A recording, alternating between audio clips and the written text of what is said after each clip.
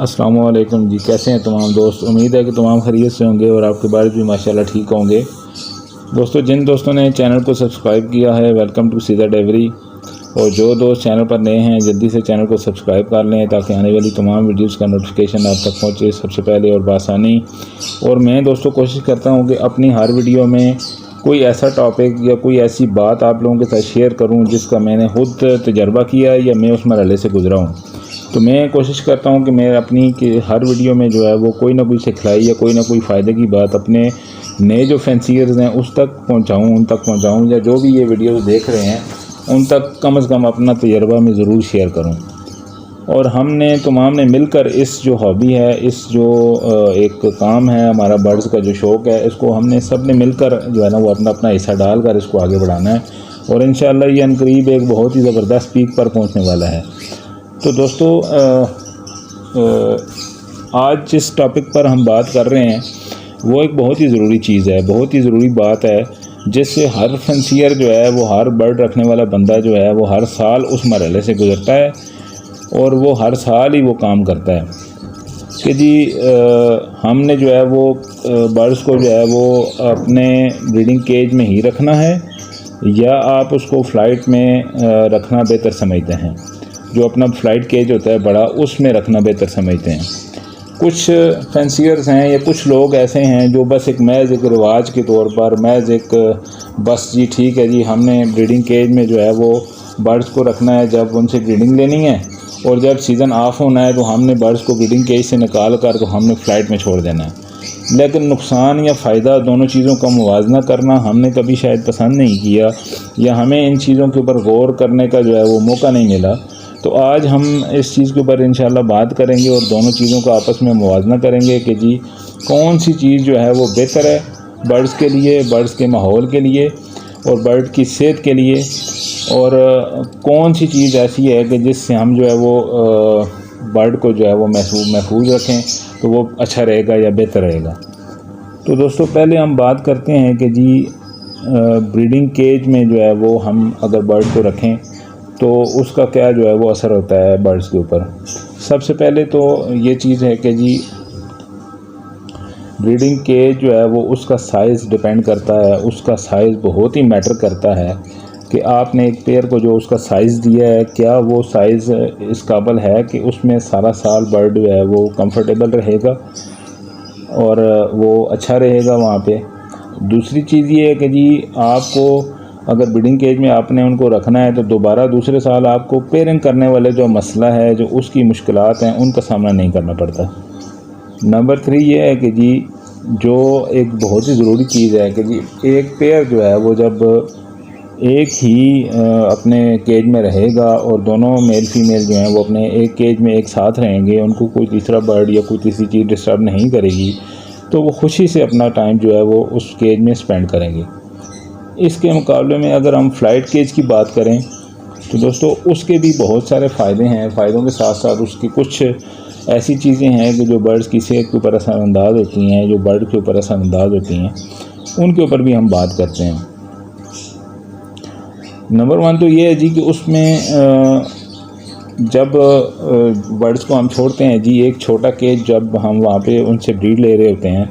اور اس کے مقابلے میں جب آپ ایک بڑی جگہ پہ، کھلی جگہ پہ برڈز کو چھوڑتے ہیں تو اس کی جو ہے وہ اس کو اڑنے کے لیے، اس کی فلائٹ کے لیے اس کو جو ہے نا وہ بہت کھلی جگہ ملتی ہے،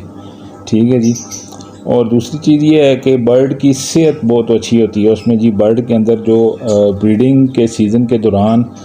بریڈنگ کرنے کی وجہ سے، اپنے چکس کو پالنے کی وجہ سے، باکس میں بیٹھنے کی وجہ سے، یا ایک ہی اگر فیمیل جو ہے وہ باکس کے اندر بیٹھی ہے تو میل جو ہے وہ باہر بیٹھا ہوتا ہے، تو وہ اس کی جو ہے نا ان کے اندر سستی اور ایک جو ہے نا وہ چربی فیٹ بن جاتی ہے، وہ بڑی فلائٹ ملنے کی وجہ سے وہ فیٹ جو ہوتی ہے وہ کم ہوتی ہے، وہ ختم ہو جاتی ہے۔ اور کچھ ایسی چیزیں بھی ہیں کہ جی ٹائم بچانے کی خاطر شاید کہ جی ٹھیک ہے جی بریڈنگ سیزن کے دوران جو ہے وہ ہم ایک جو ہے وہ ہم نے کیج بائی کیج جو رکھے ہوتے ہیں برتن، پانی ڈالنا ہے جی، اس میں جو ایک ہی جو ہے وہ جگہ پہ ہمیں دانے ڈالنے پڑتے ہیں اور ایک ہی جگہ پہ پانی رکھنا پڑتا ہے، دیڑھ سال، اور بس اپنی جان چھوٹ جاتی ہے۔ لیکن دوستو بہت ساری چیزیں ایسی ہیں کہ جن کو ہمیں سوچنا چاہیے، ان کے اوپر ہمیں جو ہے وہ ان چیزوں کو مد نظر ضرور رکھنا چاہیے۔ سب سے پہلی چیز یہ ہے کہ جی آپ نے کبھی بھی برڈ کو بریڈنگ کے فوراً بعد ہی آپ نے پیئر کو ڈائریکٹ فلائٹ میں نہیں چھوڑنا. کم از کم ہفتہ 2 ہفتے 1.5 ہفتہ ان کو جو ہے وہ اسی کیج میں رہنے دیں، تاکہ بریڈنگ کی وجہ سے جو فیمیلز ہیں عموماً وہ کمزور ہو جاتی ہیں، ان کے اندر جو ہے وہ سستی آ جاتی ہے، وہ فیٹ بڑھ جاتی ہے، ان کا جسم ہیوی ہو جاتا ہے. تو جب آپ ان کو اٹھا کر ایک دم ہی ایک بڑے کیج میں چھوڑیں گے تو اڑنا تو ان کی خصلت ہے، تو وہ جو ہے وہ اس طریقے سے بجائے اس کے کہ وہ صحت مند ہو، بجائے اس کے کہ وہ جو ہے وہ خوشی محسوس کرے، وہ الٹا وہ مقصد ہے اسٹریس میں آئے گی. ٹھیک ہے جی، کہ میں کہاں پہ جو ہے نا ابھی وہ اس کے لیے اسٹک آپ نے لگائی ہوگی اوپر 3-4 فٹ کے اوپر، تو وہ نیچے سے اٹھ کر اس پر اس کو جو ہے نا وہ جانا مشکل ہوگا. اس لیے آپ اس کو پہلے بریڈنگ جو ہی ختم کرتی ہے تو اس کے فوراً بعد اس کو آپ نے اٹھا کر نہیں چھوڑنا، بلکہ ہفتہ 2 ہفتے اس کو اسی کیج میں رہنے دینا ہے. اس کے بعد دوسری چیز یہ ہے کہ جی آپ نے جب بھی کبھی فلائٹ میں برڈ کو چھوڑنا ہے تو آپ نے اگر مثال کے طور پر 20 برڈ جو ہے وہ ایک کیج میں چھوڑنے ہیں تو آپ نے کوشش کرنی ہے کہ سب کے سب کو ایک ساتھ ہی چھوڑنا ہے. ہاں، یہ نہیں ہے کہ جی آپ 10 برڈز کو ایک دن چھوڑیں، 2 کو ایک دن چھوڑیں، 5 کو ایک دن چھوڑیں، تو اس میں بہت سارا مسئلہ ہوگا کہ جی جو برڈ آپ نے 5-6 دن ہفتہ پہلے چھوڑے ہوں گے تو وہ جب آپ ہفتے کے بعد دوسرے 2-4 برڈز کو یا 5 برڈز کو آپ دوبارہ چھوڑیں گے تو ضروری نہیں ہے کہ جی وہ ان کو اچھے طریقے سے ویلکم کریں گے. برڈز جو ہے وہ اپنے کیج کے اوپر ہیوی ہوں گے پہلے والے جو آپ نے چھوڑے ہیں، اور جب نئے آنے والے برڈز آئیں گے تو وہ آپس میں لڑائی کریں گے اور اس میں جو ہے وہ برڈز کا نقصان ہونے کا خطرہ ہوتا ہے. وہ لو برڈ جو ہے وہ بہت برے طریقے سے جو ہے وہ ایک دوسرے کو نوچتے ہیں، مارتے ہیں اور یہ لڑائی کرتے ہیں. اور ضروری بات اس میں یہ ہے کہ جی آپ نے روزانہ کی بیس پہ صبح و شام آپ نے اپنے برڈز کا جو ہے فلائٹ کیج میں جو ہے معائنہ ضرور کرنا ہے کہ جی کون سا برڈ جو ہے وہ ڈھیلا بیٹھا ہے، کون سا برڈ ہے جو دانہ کھا رہا ہے، کون سا برڈ ہے جو ایکٹیو ہے، اور کون سا ایسا برڈ ہے جو ہمیشہ فرش پہ ہی بیٹھا رہتا ہے. یہ چیزیں فلائٹ کیج میں بہت زیادہ نوٹ کرنے والی ہوتی ہیں، کیونکہ جو بیچ میں طاقتور برڈ ہوتے ہیں، جو تگڑے برڈ ہوتے ہیں، وہ کمزور برڈ بھی بیچ میں ہوتے ہیں، ان کو وہ جو ہے نا وہ کھانے والے پارٹ کے نزدیک یا پانی کے پارٹ کے نزدیک نہیں آنے دیتے یا ان کو سٹک پہ نہیں بیٹھنے دیتے. اس لیے وہ برڈ جو ہوتا ہے وہ ایک کونے میں یا ایک فرش میں ایک جگہ پہ نیچے کہیں سہما ہوا بیٹھا رہتا ہے. تو آپ نے یہ چیزیں ضرور آپ نے جو ہے وہ ان چیزوں کا معائنہ کرنا ہے، اور اس طرح کے برڈ کو آپ نے اٹھا کر فوراً وہاں سے نکالنا ہے اور نکال کر ایک چھوٹے کیج میں چھوڑنا ہے.